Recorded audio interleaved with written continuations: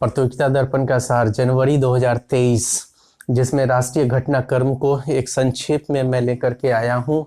मैं हुसैन सर आपका अपने इस YouTube channel revision for success में अभिनंदन करता हूं, खैर मकदम करता हूं। इसको जो मैं संक्षेप में जो लाया हूं आपको प्रतियोगिता दर्पण का, होता अमूमन क्या होता है कि सबसे बड़ा जो परेशानी है स्टूडेंट्स में, तो वो परेशानी क्या है, तो आपको कि क्या छोड़ें और क्या पढ़ें। तो जैसे ही छोड़ने वाला काम हो जाता है तो पढ़ने वाला बहुत कम रह जाता है। तो मैंने इसको क्या किया कि उसी को जो प्रतियोगिता दर्पण का राष्ट्रीय घटनाक्रम है उसका मैंने शॉर्ट करके आपको यहाँ पर दिया हूँ, और इसका जो नोट्स जो मैंने बनाया हुआ है उस नोट्स का थोड़ा सा और शॉर्ट करके मैं बोर्ड पर दिया हूँ। और अगर वो नोट्स आपको चाहिए रहेगा पीडीएफ फॉर्म में, तो वो हमारे जो ये टेलीग्राम चैनल है जीएस फॉर सक्सेस, उसमें जा करके आप इसको निःशुल्क आप ले सकते हैं। जो इससे जो बोर्ड पर मैं बताया हूँ उससे थोड़ा सा डिटेल्स में रहेगा, लेकिन जो प्रतियोगिता दर्पण में है उसका शॉर्ट रहेगा। और प्रतियोगिता दर्पण को पढ़ने में ये सहायक भूमिका निभाएगा। और आप यकीन मानिए कि आपको लगेगा कि जब इसको पढ़ लेंगे, सुन लेंगे, फिर आप जब प्रतियोगिता दर्पण पढ़ेंगे ना, तो आपको बहुत अच्छा महसूस होगा। जैसे लगेगा कि हाँ, कि मैं ये इम्पोर्टेंट चीज़ों को मैं समझ पा रहा हूँ। और धीरे धीरे फिर ऐसा होगा कि पढ़ते पढ़ते आप खुद भी उसको कि क्या छोड़ दें, क्या पढ़ें, ये सब आपको एनालिसिस करना आपको भी खुद ब खुद आ जाएगा। तो चलिए अब हम लोग चलते हैं। पहला पॉइंट है, आपको जिस तरीके से प्रतियोगिता दर्पण में वो दिया हुआ है, जिस तरीके से टॉपिक दिया हुआ है, उसके अकॉर्डिंग ही ये सीक्वेंस बने हुए हैं जो आपको पढ़ने में आसानी होगी। पहला है कि 103वां संविधान संशोधन अधिनियम, तो उसके बारे में फिर ये चर्चा में क्यों है, जबकि ये 2019 में ही पारित हो गया और 10% आरक्षण जो है ईडब्ल्यूएस को मिलना स्टार्ट हो गया। इसके पीछे क्या है कि इसके पीछे रीजन ये है कि इसके विरोध में कई लोगों ने क्या किया, याचिका दायर किया था। तो याचिका बहुत लोगों ने दायर किया था, तो उसको फिर से उसके लिए सर्वोच्च न्यायालय में यानी कि सुप्रीम कोर्ट में आपको ये एक पीठ बैठी थी जो 5 सदस्य थे उसमें, जिसमें ये फैसला जो है कि ये 103वां संविधान संशोधन अधिनियम जो है वो उसको सही ठहराया गया। और उस 5 जो सदस्य थे उसके अध्यक्ष जो थे यूयू ललित थे, जो कि आपको उस समय तत्कालीन समय में वो आपको ये सुप्रीम कोर्ट के मुख्य न्यायाधीश थे। तो यूयू ललित का आपको पूरा फुल फॉर्म क्या, पूरा नाम क्या है, तो इसको आप जरूर हमें कमेंट बॉक्स में लिख करके बताएंगे। ये आपके लिए छोड़ दिया मैंने, यहाँ पर लिखा है यूयू ललित, उसका फुल फॉर्म नहीं लिखा है, जो आपको कमेंट बॉक्स में डालना है। तो यहाँ पर सवाल ये उठता है, 103वां संविधान संशोधन अधिनियम बना, तो ये कैसे बना। तो पहले 124वां संविधान संशोधन विधेयक लाया गया। तो 124वां संविधान संशोधन विधेयक लाया गया, लोकसभा में पहले लाया गया, तो वो 8 जनवरी 2019 को। फिर उसके बाद आपको राज्यसभा में आपको 9 जनवरी 2019 को लाया गया, और फिर उसके बाद राष्ट्रपति के जरिए उसका अनुमोदित करके उसको हस्ताक्षर हो करके वो अधिनियम बना, जो कि 103वां संविधान संशोधन अधिनियम कहलाया। इसमें बस जो इम्पोर्टेंट जो फैक्ट है उसी को ही मैंने यहाँ पर लिखा है। बस जो फैसला जो सुनाया गया था सुप्रीम कोर्ट के द्वारा, तो 7 नवंबर 2022 को सुनाया गया था, जो बोला गया था कि ये सही है। चलिए अब अगला पॉइंट आते हैं, 22वां विधि आयोग। 22वां विधि आयोग का कार्यकाल तो खत्म हो चुका था पहले ही, यानी कि ये 31 अगस्त 2018 को ही समाप्त हो चुका था। इसकी अधिसूचना जो जारी की गई थी वो की गई थी आपको 21 फरवरी 2020 को इसकी अधिसूचना जारी की गई थी। तो अधिसूचना से क्वेश्चंस जो है पूछा जाता है। और आपको ये भी चीज को ध्यान में रखना है, जैसे कि अभी मैं 22वां विधि आयोग बता रहा हूं, लेकिन आप देखेंगे यूपीएससी का जो एग्जाम का जो अब ट्रेंड जो चेंज हुआ है 2016 के बाद, आप देखेंगे यूपीएससी में क्या हुआ है कि कट ऑफ जो रहता था वो धीरे धीरे घटता चला गया। 2021 में 87.5 था आपको 200 में कट ऑफ। तो समझिए कि इतना घट रहा है। तो इसका अर्थ क्या है कि आपको किसी भी चीज को अगर पढ़ना होगा तो होलिस्टिक वे में पढ़ना होगा, ताकि आप उसको अच्छे तरीके से एलिमिनेट कर सकें। अब देखिए क्या क्या है कि ये 22वां विधि आयोग है, तो आपको प्रतियोगिता दर्पण में पहला विधि आयोग का कौन अध्यक्ष था और कब गठित हुआ ये सब तो नहीं मालूम है। तो आपको उस चीज को, ये आपके अंदर जिज्ञासा होनी चाहिए कि हाँ कि मैं उस चीज को उस चीज की जानकारी लूं और उसी जगह जब आप लिख रहे हो तो उस जगह उसको नोट डाउन कर लें। तो इससे क्या होगा कि अब जिस तरीके से पहले क्या था कि थोड़ा सा फैक्चुअल भी रहता था और उसको घटाता चला गया, अब एनालिटिकल पार्ट आ गया है। तो एनालिसिस भी करना आपको जरूरी है कि आखिर ये इस तरीके से जो इतने समय लगा क्यों लगा, ये सब चीज सारे चीजों को थोड़ा डिटेल्स में आपको जानना होगा। तभी जाकर आप जो है यूपीएससी के हर क्वेश्चंस का जवाब देने में सक्षम रहेंगे। बीपीएससी जो या अन्य सिविल सेवा सर्विसेज, अन्य जो आपको पीसीएस एग्जाम्स है, तो वहां पर भी अब जैसे जिस तरीके से बिहार में बीपीएससी में आपको नेगेटिव मार्किंग हो गया, तो वहां पर भी स्टूडेंट को अब उसको होलिस्टिक वे में ही तैयार करना होगा ताकि नेगेटिव मार्क्स से बचें, मतलब उससे हम सॉल्व कर सकें। और इसका सबसे जो अहम पार्ट है वो एलिमिनेशन पार्ट, और एलिमिनेशन पार्ट के लिए आपको होलिस्टिक वे में जानना जरूरी है। तो 22वां विधि आयोग जो है, 21वां विधि आयोग का कार्यकाल आपको 31 अगस्त 2018 को समाप्त हो गया। अधिसूचना जो जारी किया गया था आपको 21 फरवरी 2020 को जारी किया गया था। और जो इसके जो अध्यक्ष थे ऋतुराज अवस्थी, जो कर्नाटक हाई कोर्ट के पूर्व मुख्य न्यायाधीश थे। तो ये हो गया कि आपको ये ऋतुराज जो है इसके अध्यक्ष थे, लेकिन इसमें 4 सदस्य और भी हैं, 2 है पूर्णकालिक और 2 है अंशकालिक। तो उन दोनों का मैंने नोट्स में दे दिया हुआ है, यहाँ पे थोड़ा शॉर्ट में ही मैंने लिखा है, ठीक है। और उसके बाद तीसरा पॉइंट है ballistic missile defence interceptor AD-1। मेरा ध्येय यही है यहाँ पे बोर्ड पे बताने का कि आपको ये समझ में आ जाए क्या छोड़ना है और क्या पढ़ना है। और मेरे कुछ जो शॉर्ट नोट्स है उसको आपको टेलीग्राम चैनल पर, मैं GS फॉर सक्सेस के नाम पर है, उसमें आप जाएंगे, वहां पर आपको ये मिल रहा है, धीरे धीरे करके सारा मिल रहा है। अब आ जाते हैं ballistic missile defence interceptor AD-1।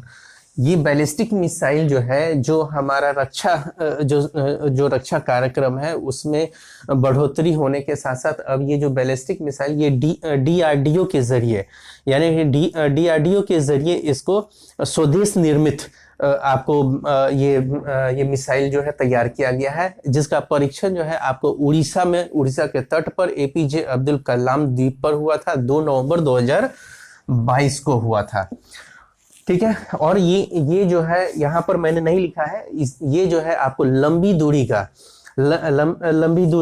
पर मार करने में ये सक्षम है। और ये जो मिसाइल है ये आपको जो पृथ्वी का जो वायुमंडल का जो सबसे ऊपरी परत है वहां तक ये जा सकता है। अब आ जाते हैं हम एंटी रेडिएशन मिसाइल रुद्रम। ये रक्षा कार्यक्रम का ये बहुत बड़ा अचीवमेंट माना जा सकता है। ये बहुत कारगर है और बहुत इससे जो है हमारा जो चाहे खुफिया तंत्र हो या हमारा रक्षा कार्यक्रम के तहत जो है हमारे अंदर मजबूती आई है। और इससे क्या होगा कि ये जो एंटी रेडिएशन मिसाइल है रुद्रम, इससे क्या होगा कि ये रडार को भी ढूंढ करके उसको मार देगा। और कुछ उपकरण जैसे होते संचार उपकरण जो गुप्त रूप से वार्तालाप करते हैं उसको भी ढूंढ करके ये डिस्ट्रॉय कर देगा, उसको नष्ट कर देगा। और साथ ही साथ जो आजकल जो देखते हैं एग्जाम वगैरह में जैमर जो लगता है, वो जैमर को भी वो ढूंढ करके उसको डिस्ट्रॉय कर सकता है। तो ये एंटी रेडिएशन मिसाइल रुद्रम का जो है बहुत ही इंपॉर्टेंस है, जिसको अगली पीढ़ी का एंटी रेडिएशन मिसाइल NGARM यानी कि next generation anti radiation missile कहलाता है। ये भी जो है DRDO के द्वारा ही विकसित किया गया है, जो कि एयर टू सरफेस मिसाइल है, जो कि मेक इन इंडिया के तहत बनाया गया है। ये मेक इन इंडिया के तहत बनाया गया और परीक्षण इसका सुखोई 30 विमान से इसका किया जाता है।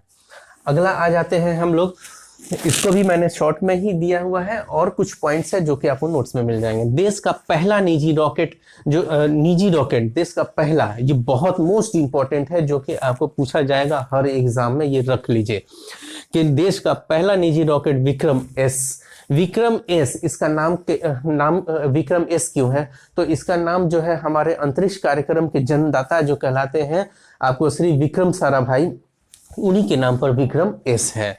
और ये जो कंपनी जो है वो हैदराबाद की है जिसका नाम है स्काई रूट एरोस्पेस, और इसी के द्वारा ये विकसित किया गया है। और इसको ये कहाँ से इसको ये छोड़ा गया है? तो ये आपको इसरो के श्रीहरिकोटा में जो स्थित है सतीश धवन अंतरिक्ष केंद्र, वहां पर से इस सैटेलाइट को छोड़ा गया है 18 नवंबर 2022 को। इसके साथ तीन छोटे सैटेलाइट हैं और ये 300 छोटे सैटेलाइट्स उसमें नोट्स में है उसका डिटेल्स। और फिर उसके बाद स्काई रूट एरोस्पेस जो इस मिशन को नाम जो दिया गया प्रारंभ, ये इंपॉर्टेंट है। तो आपको ये हर एग्जाम के लिए मोस्ट इंपॉर्टेंट है। और इसके अंदर अब उसके बाद अगला पॉइंट है PSLV 54 के जरिए ओशन सेट 3, ये ओशन सेट 3 छोड़ा गया था। ये क्या है? तो ये अर्थ ऑब्जर्वेशन सैटेलाइट 6 का प्रक्षेपण जो किया गया है उसी के जरिए ही ओशन सेट को भेजा गया, जो क्या है? तो ये ओशन सेट 3 जो है आपको समुद्र के अंदर जो गतिविधियां हैं उसकी जानकारियों को उपलब्ध करवाएगा। तो ये जो है 26 नवंबर 2022 को इसको छोड़ा गया। इसके साथ ही साथ 8 नैनो सैटेलाइट भी छोड़े गए हैं और 8 नैनो सैटेलाइट छोड़े गए हैं, और जिसमें से निजी क्षेत्र की कंपनियां भी इसमें उसकी भी भूमिका है। जैसे पहला है जैसे भूटान सेट INS-2B जो कि पिक्सल का आनंद, ये कंपनी का नाम है जिसके जरिए ये चीज तैयार किया गया, ये सैटेलाइट। और एक कंपनी है, निजी कंपनी है ध्रुव अंतरिक्ष, ये भी निजी कंपनी है जो कि 2 लघु उपग्रह यानी कि थायोबोल्ट तथा स्पेस लाइट अमेरिका का है, जो 4 एस्ट्राकास्ट उपग्रह भी इसमें शामिल था। तो कुल मिलाकर के जो है इसके साथ 8 नैनो सैटेलाइट भी इसके साथ लॉन्च किए गए थे। और PSLV जो ये PSLV C54 है, इसकी 56वीं उड़ान थी ये। और एक्सेल जो इसका एक और है जो एक्सेल लेवल का है, जो जिसको मैंने नोट्स में दे रखा है। अब आ जाते हैं आपको 7वां विध्वंसक युद्धपोत मोर्मुगोवा, ये 24 नवंबर 2022 को शामिल हुआ है। ये विध्वंसक युद्धपोत जो है ना, ये आपको अच्छा इससे पहले थोड़ा सा इस पे बता दें, PSLV C54 भी जो है श्रीहरिकोटा में स्थित जो सतीश धवन अंतरिक्ष केंद्र है वहीं से इसको भी छोड़ा गया है। विध्वंसक युद्धपोत मोर्मुगोवा जो 24 नवंबर 2022 को जो शामिल किया गया है, ये P15B परियोजना के तहत इसको ये स्वदेश निर्मित है। ये दूसरा विध्वंसक युद्धपोत है। कौन? तो मोर्मुगोवा, जिसको मझगांव शिप बिल्डर्स लिमिटेड के जरिए बनाया गया था। तो ये हमने बोला है कि दूसरा विध्वंसक युद्धपोत है, यानी कि इस विध्वंसक पोत जो P15B परियोजना के तहत आपको 4 बने हैं, जिसमें ये मोर्मुगोवा जो है ये दूसरा है। इससे पहला जो है कौन है? तो विशाखापट्टनम है, और फिर उसका दूसरा हो गया मोर्मुगाओ हो गया, और तीसरा हो गया इम्फाल हो गया, और चौथा हो गया पोरबंदर हो गया। पोरबंदर भी आपको 17 मई 2022 को उसको शामिल किया गया है। पोरबंदर ही विध्वंसक युद्धपोत जो है उसका नाम चेंज करके सूरत कर दिया गया है। मैंने यहाँ नहीं लिखा है लेकिन आपको नोट्स में मिल जाएंगे, ये प्रतियोगिता दर्पण में भी आप पढ़ेंगे तो आपको मिल जाएंगे। ठीक है, मैंने उन्हीं बातों को कोशिश किया है कि ज़्यादा से ज़्यादा इम्पोर्टेंट है और आपको एक रूट पता चल जाए कि हमको क्या पढ़ना है क्या छोड़ना है। अब गणतंत्र दिवस 2023, 74वां गणतंत्र दिवस जो मनाया जाएगा 2023 में, उसमें मिस्र के राष्ट्रपति जो हैं वो आपको अब्देल फतेह अल सीसी को मुख्य अतिथि बनाया गया है। तो अब मुख्य अतिथि तो ये बनाया गया है 2023 के लिए। तो अब सवाल उठता है कि इसके पहले जो 73वां था 72वां था कौन था? तो उस समय कोई नहीं था क्योंकि कोरोना काल था, तो उस समय किसी को भी मुख्य अतिथि नहीं बनाया गया था। उससे पहले 71वां में बनाया गया था जो कि ब्राजील के थे जायरे बोल्सनारो, जो कि आपको राष्ट्रपति थे। तो वो ये आपको गणतंत्र दिवस में जो मिस्र के राष्ट्रपति हो गए अब्देल फतेह अल सीसी, ठीक है। और ये 74वें गणतंत्र दिवस यानी कि 2023 में मुख्य अतिथि होंगे। अग्निकुल कॉस्मोस निजी लॉन्चिंग पैड, देखिए हम लोग जो है आप अंतरिक्ष के क्षेत्र में भी दिन प्रतिदिन प्रगति कर रहे हैं, जो कि एक यहाँ पर आप लॉन्च पैड देख रहे हैं, तो यहाँ पर देख रहे हैं कि निजी रॉकेट को भी छोड़ा गया है, विक्रम एस जिसका नाम दिया गया है, मिशन का नाम था प्रारंभ, ठीक है। तो उसी तरीके से अग्निकुल कॉस्मोस निजी लॉन्चिंग पैड है, लॉन्चिंग पैड। और इसको जो स्टार्ट करने वाला जो स्टार्टअप कंपनी है वो चेन्नई का कंपनी है। कहाँ कहाँ किया गया है ये लॉन्चिंग पैड स्थापित, तो ये सतीश धवन अंतरिक्ष केंद्र में स्थापित, वही श्रीहरिकोटा सतीश धवन अंतरिक्ष केंद्र में किया गया है। और इसको उद्घाटन जो है आपको इसरो के चेयरपर्सन जो थे एस सोमनाथ, उन्होंने किया है। 2 इकाइयां हैं, जो कि 2 इसकी इकाइयां भी है, अग्निकुल लॉन्च पैड, तो ALP, और अग्निकुल मिशन कंट्रोल सेंटर, ठीक है। ये 2 इकाइयां इसकी स्थापित की गई है। अब यहाँ पर एक और बात हम यहाँ पर बताएंगे, जैसे DRDO बैलिस्टिक मिसाइल को DRDO ने किया, ठीक है। एंटी रेडिएशन मिसाइल रुद्रम को भी DRDO ने किया। तो अब सवाल उठता है कि जैसे DRDO के बारे में भी जानकारी, जैसे ही आप पूरा डिटेल्स में नहीं दिया हुआ है प्रतियोगिता दर्पण में, लेकिन आपको डिटेल्स में, ये आपकी रिस्पॉन्सिबिलिटी बनती है कि हम इसको डिटेल्स में और जानें। और मैं DRDO का जो जैसे अध्यक्ष है समीर वी कामत अध्यक्ष है, तो अब ये अभी वर्तमान में अध्यक्ष है, ये प्रतियोगिता दर्पण ने नहीं दिया है, लेकिन ये आपकी रिस्पॉन्सिबिलिटी है, आपकी जिज्ञासा होनी चाहिए, आपकी समझदारी होनी चाहिए, ताकि आप उसको इस तरीके से पढ़ें जो एलिमिनेशन के लिए आपके अंदर वो एबिलिटी आ जाए। तो इसके लिए आपको मैं बार बार यही चीज़ कहूँगा कि आप जिस चीज़ को भी पढ़े वो डिटेल्स में पढ़े, थोड़े अच्छे तरीके से पढ़े। ये नहीं कि बहुत सारी मतलब कि जो इरिलेवेंट चीज़ है उसका डिटेल्स में मत जाए, लेकिन जो इम्पोर्टेंट टॉपिक्स हैं उस पर ज़रूर डिटेल्स में जाएं और उसकी जानकारी रखें। इसी के साथ अगर हमारा ये वीडियो पसंद आया होगा तो हमारे इस वीडियो को लाइक, शेयर, कमेंट और सब्सक्राइब करना ना भूलें। सब्सक्राइब करें तो उसमें बेल आइकन का दबाएं, नोटिफिकेशन आपको मिलता रहेगा, ताकि मैं और भी नए नए तरीके का लेते आऊँगा। ये अभी मेरा सीरीज़ जो है प्रतियोगिता दर्पण का ये चालू रहेगा, जिससे आपको लाभ मिलेगा। Okay, all the best.